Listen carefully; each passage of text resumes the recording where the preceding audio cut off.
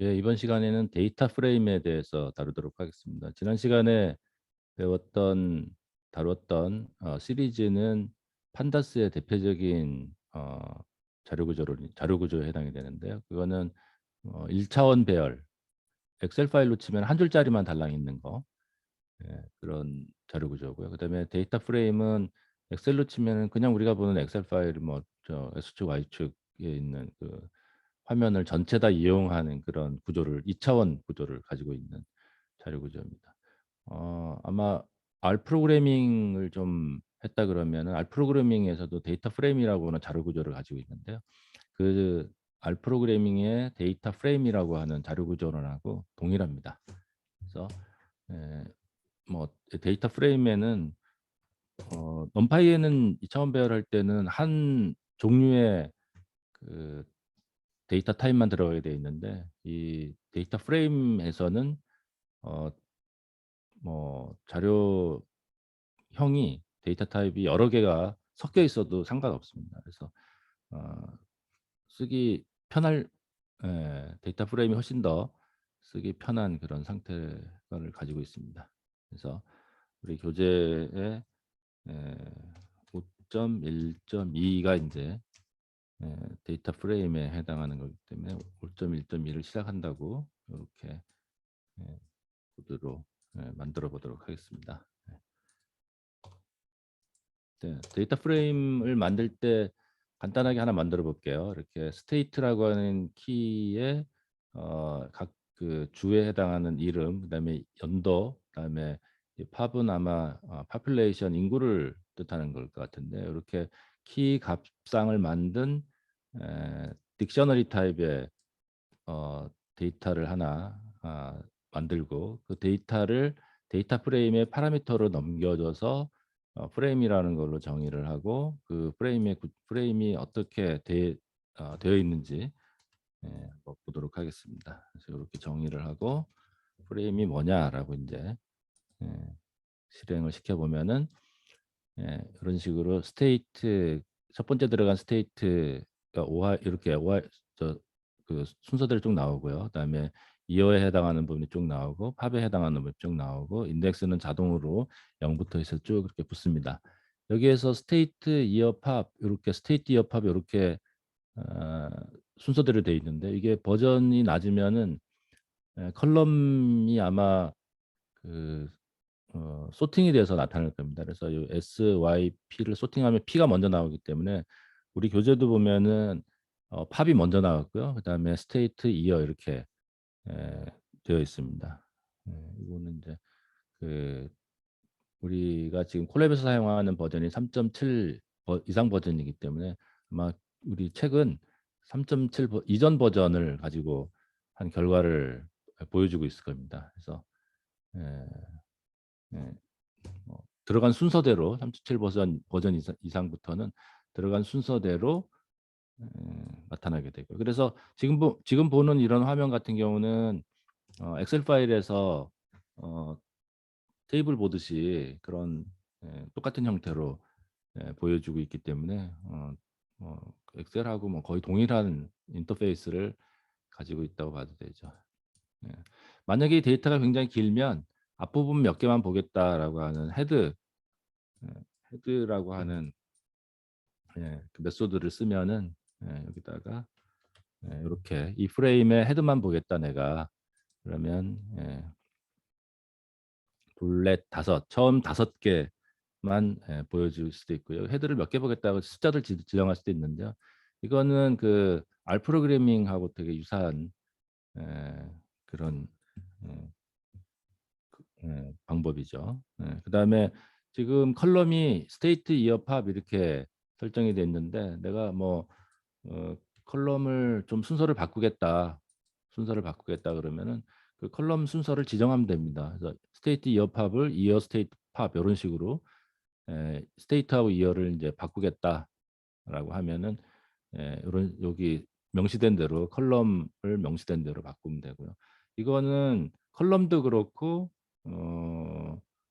그 뭐죠? 어, 행 행도 그렇고 마음대로 바꿀 수 있습니다. 예. 그다음에 지금 컬럼이 이어 이렇게 이어 6 팝 이렇게 하고 내 뎁트를 하나 더 넣었어요. 원래는 이 없잖아요. 이 뎁트라는 게. 지금은 컬럼이 3개만 있는데 하나 더 넣었어요. 이유는 언젠가는 그게 필요할 것 같다라고 해가지고 이제 하나를 더 넣은 겁니다. 그다음에 인덱스를 0, 1, 2, 3, 4, 5에서 1, 2, 3, 4, 5, 6 이렇게 이제 바꾸겠어요. 그렇게 된다 그러면은 컬럼을 원하는 컬럼을 쓰고 그다음에 인덱스는 기존의 인덱스를 내가 알아보기 쉽게 내가 원래 쓰는 어떤 의미 있는 그런 걸로 이제 바꾸려고 하는 거예요. 그래서 데이터 프레임이라고 하는 메소드의 앞부분은 데이터고요. 뒷부분은 컬럼하고 인덱스 이렇게 쓸 수가 있습니다. 저기는 뭐였었죠? 그 시리즈는 데이터하고 인덱스 이렇게 2가지가 돼 있었죠. 근데 데이터 프레임에는 이렇게 옵션이 추가돼서 사용됩니다. 그러면 이렇게 지정한 대로 어, 예, 이거를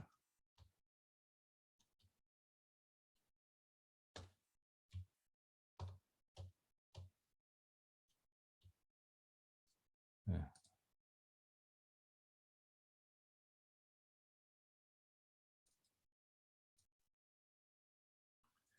변경을 하고 실제로 이제 어떻게 변경이 됐는지 한번 살펴보도록 하겠습니다. 그러면 어, 이 컬럼이 기존에 있는 컬럼에서 뎁트라고 하는 게 하나 추가됐고요. 그 인덱스가 숫자에서 차례대로 이렇게 내가 지정한 기호로 바뀌게 됐습니다. 근데 뎁트라고 하는 컬럼을 입력을 하고 그 뎁트에 해당하는 그 값이 컬럼에 해당하는 값이 지정이 되지 않았잖아요. 근데 그 지정이 되지 어, 아는 것 아는 것은 아직 그 해당 값이 없기 때문에 이 판다스에는 해당 값이 없으면 에러를 발생시키지 않고 번호가 없다. 그 해당하는 숫자가 없다 혹은 not available이라고 다른 데서는 하기도 하는데 그렇게 표시를 일단 합니다. 그래서 이거 에러가 나지 않다 그래가지고 이렇게 되면 이걸 다 결측치로 처리를 하게 되는데 이런 경우는 데이터가 어떤 모습을 가지고 있는지 잘 들여다봐야 됩니다.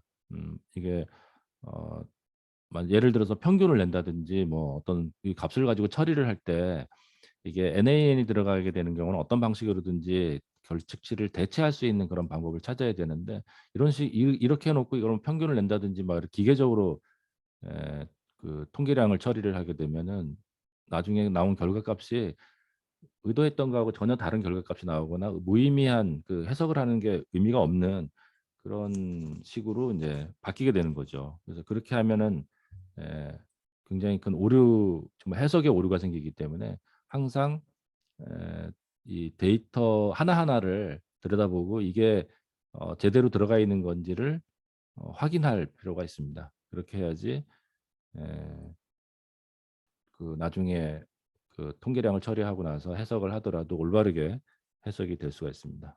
네. 이것도 마찬가지로 이 프레임에 대해서 컬럼을 확인할 수 있고요. 그래서 컬럼이라고 이렇게 확인을 해보면은 컬럼이 지금 하나, 둘, 셋, 4개가 들어가 있는 것을 확인할 수가 있습니다. 그래서 이 어, 마찬가지로 스테이트만 보고 싶다.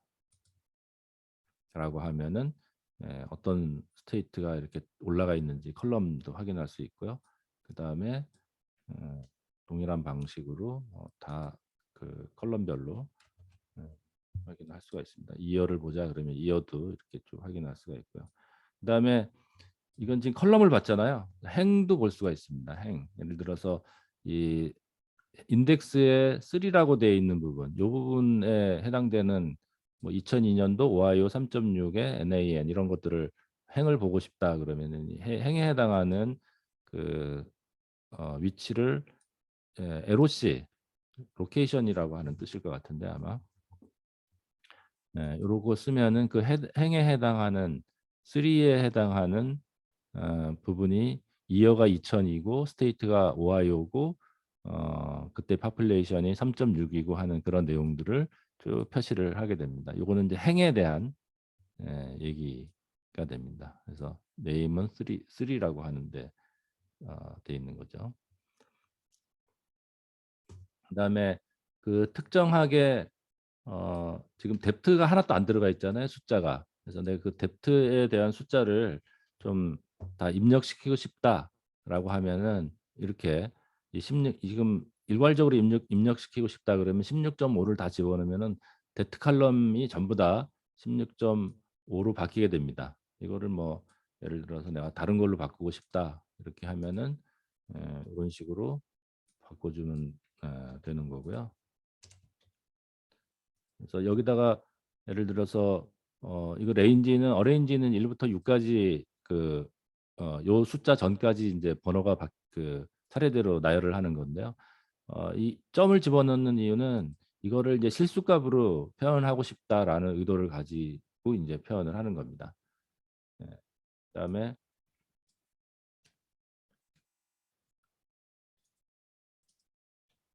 요 시리즈를 예를 하나 들어보면 마이너스 1.1, 1.5, 1. 마이너스 1.7 이렇게 세 개의 숫자를 각각 인덱스를 2, 4, 5라고 하는 거를 지정을 해줬어요. 그러면 이거는 앞에서 배웠던 1차원 시리즈입니다. 요게 값이 어떤 건지 한번 볼까요? 먼저 요거를 실행시키기 전에. 그래서 한꺼번에 실행시키면 보통 이제 좀 헷갈리니까 한 번씩 실행을 시켜서 이 값이 어떤 형태로 나오는지 그때그때마다 확인을 해주는 게 좋습니다. 그래서 이거는 만약에 이 인덱스를 쓰지 않는다 그러면은 0, 1, 2라고는 값이 부여가 될 텐데 인덱스로 여기서는 이제 2, 4, 5라고 하는 거를 인덱스의 그 컬럼으로 지정을 했고요. 그때 해당하는 각각의 값은 마이너스 1.1, 1.5, 마이너스 1.7 이런 식으로 음, 1차원 배열값 방금 우리 전 시간에 배웠던 1차원 배열값으로 에, 저런 식으로 이제 하고요. 그 1차원 배열값을 뎁트에다가 집어넣는 거예요. 1차 여기다가 집어넣는 거죠. 1차원 배열값에다가. 그래서 2에 해당하는 게 지금 마이너스 1.2고요. 그래서 2에 해당하는 여기 지금 1.0으로 들어가 있는데요. 요 마이너스 1.2로 바꾸고 4에 해당하는 거를 마이너스 1.5, 그다음에 5에 해당하는 거를 마이너스 1.7 이런 식으로 이제 바꾸겠다라는 얘기입니다. 요게 요 1차원 배열값을 프레임의 뎁트 컬럼에다가 해당되는 그 인덱스에 맞춰서 값을 변경시켜라라고 하는 그런 뜻입니다. 그래서 실행을 시켜보면은 예, 2, 4, 5에 해당하는 값이 바뀌고 나머지 값들은 어떻게 될지 몰라 어떻게 할 줄 몰라서 이제 숫자 그 해당되는 매칭되는 값이 없을 때는 얘가 무조건 해당 매칭되는 값이 없을 때는 NaN이라고 표시를 합니다. 그래서 여기 이제 나중에 특정한 어떤 키 값에 해당하는 값만 변경시킬 때는 이런 방식으로 에, 변경을 시킬 수가 있습니다.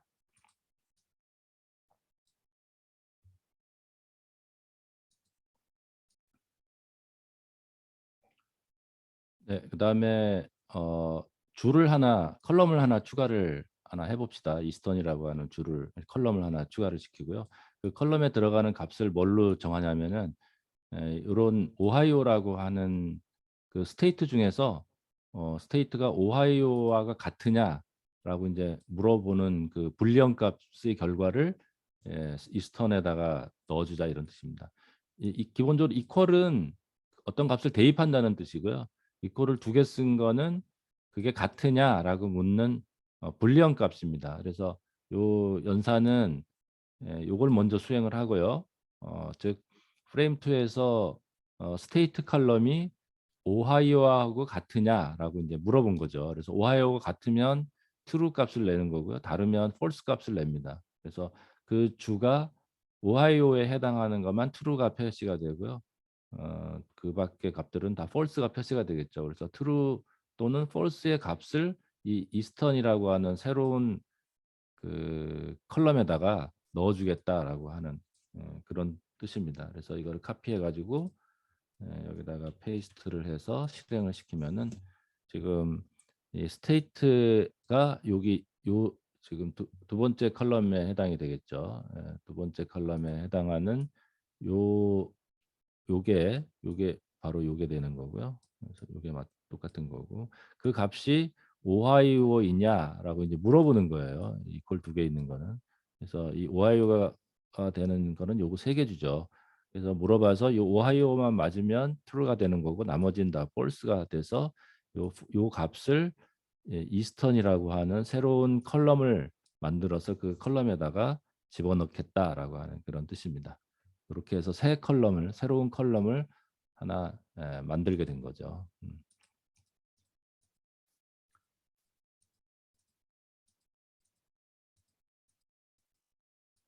그래서 새로운 컬럼을 만들 수도 있고 또 이 컬럼을 삭제할 수도 있습니다. 그래서 지금 방금 전에 만든 컬럼을 삭제하고 싶으면은 여기서 딜리트를 사용하면 됩니다. 이거를 커피를 해서 여기다 갖다 붙여놓고 방금 전에 요거를 만들었죠, 그죠? 근데 요거를 요 컬럼을 내가 지우고 싶어 그러면 딜리트를 쓰면 됩니다. 그래서 딜리트된 거를 확인해 보면은 맨 오른편에 이스턴 위에 보면은 이제 이스턴인데 이스턴 컬럼이 이제 없어졌다라는 걸 알 수가 있죠.